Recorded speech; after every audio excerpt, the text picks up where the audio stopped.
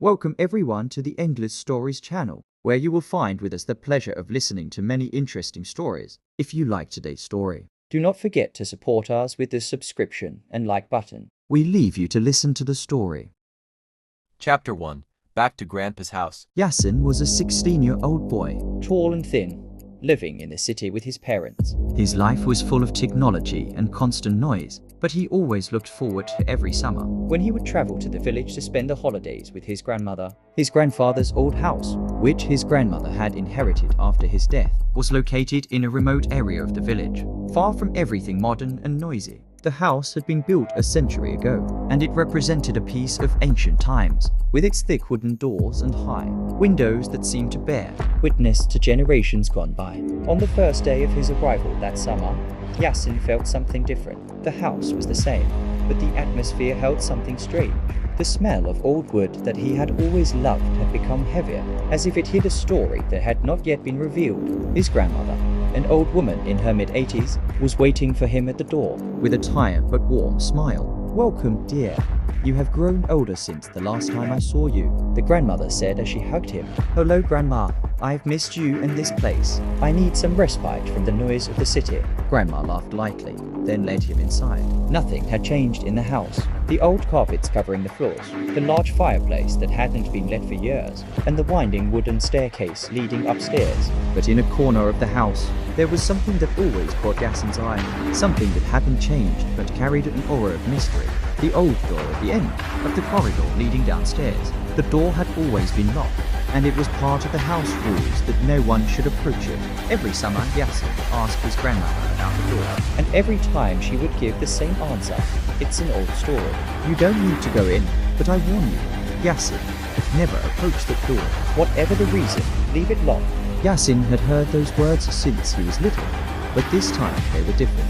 They weren't just simple warnings, but they came from his grandmother in a serious tone, as if she was hiding a secret she didn't want to reveal. Yassin sat on the sofa in the living room, looking at the door at the end of the hallway.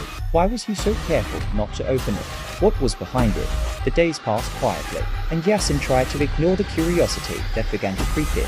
He spent his time with his grandmother, listening to her old stories about the village and the park, but his mind always returned to that closed door. Every time he passed by it, he felt something strange, as if he heard faint voices coming from inside, or saw shadows moving under the door. One night, while the wind was blowing strongly from outside, Yassin sat in his room upstairs. He was bored, as the internet was weak, and the old books in his grandmother's library no longer attracted him as they used to. As he was getting ready to sleep, he remembered the door again. Why don't we take a look? He wondered to himself. Nothing would happen if he just looked.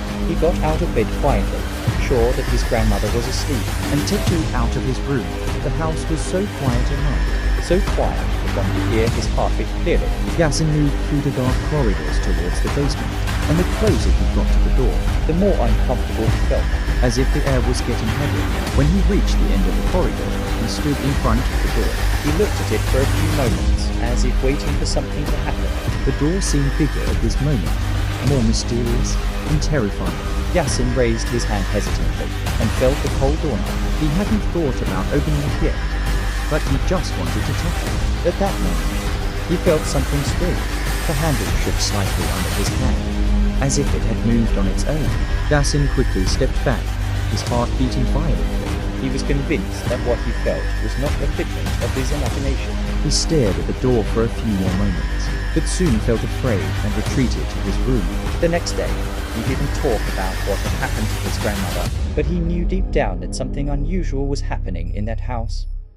Chapter 1 ends here. In this chapter, the foundation of the story is laid, the mystery around the locked door, the repeated warnings from Grandma, and Yassin's growing curiosity. All this contributes to the gradual building of tension and horror.